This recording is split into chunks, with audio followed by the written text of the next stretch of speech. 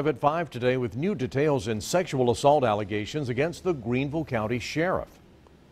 That is right. There's this lawsuit that was filed yesterday on behalf of Savannah Neighbors. This is a story that we broke on 7 News at 7 last night. She used to work for the sheriff, and the lawsuit details events that she says eventually led to her resignation. The lawsuit names Sheriff Will Lewis, Greenville County Administrator Joseph Cornell, and the Greenville County Sheriff's Office itself. Our Aaron Rogers is live at the Law Enforcement Center right now with the very latest on this lawsuit. Aaron.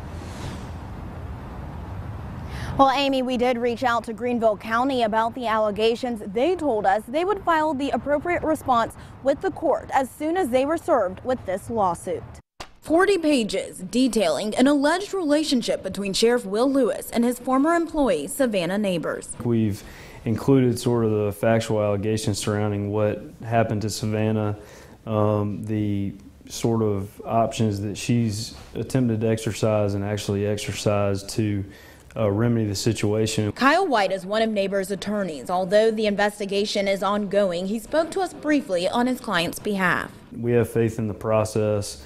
We're looking forward to Savannah having her day in court. The lawsuit filed Monday claims the sexual harassment started almost immediately after Neighbors started working in January 2017.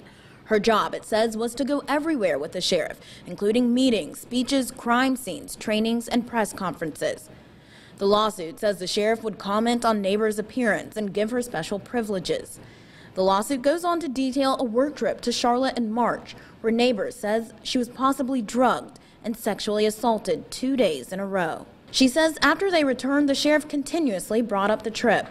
Neighbors made recordings between her and the sheriff on the phone and in his office and filed them as part of the lawsuit. You seem to think that I've got some type of something, and I can't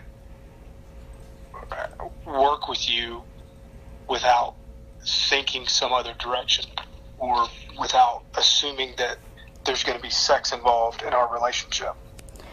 I think that's what you believe. Well, I mean, every time things start going all right again, it's like you want to bring up going out of town. The lawsuit says Neighbors eventually tried to report the sheriff's actions but was told to resign.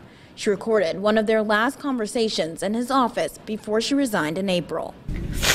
But if this is it, then I cannot talk to you anymore. Okay. Since there is still an open SLED investigation, the Sheriff's Office released a statement saying the Sheriff's Office will respond regarding the veracity of these allegations subsequent to the investigation's conclusion. Neighbors' attorney says the sheriff should be served with that lawsuit either by the end of this week or early next week. He says the sheriff would then have 30 days to respond. Live in Greenville, I'm Aaron Rogers, 7 News. So, Aaron, obviously there's a lot to come as this story develops, as the investigations continue, both regarding the review internally at the sheriff's office, the SLED investigation.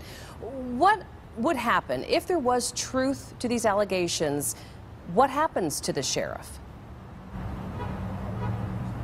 So the only person that can remove an elected official is the governor, and the governor would only remove the sheriff if there was, in fact, an indictment, Amy. All right, so we'll continue to follow this developing story. Aaron Rogers live tonight. Thank you. Also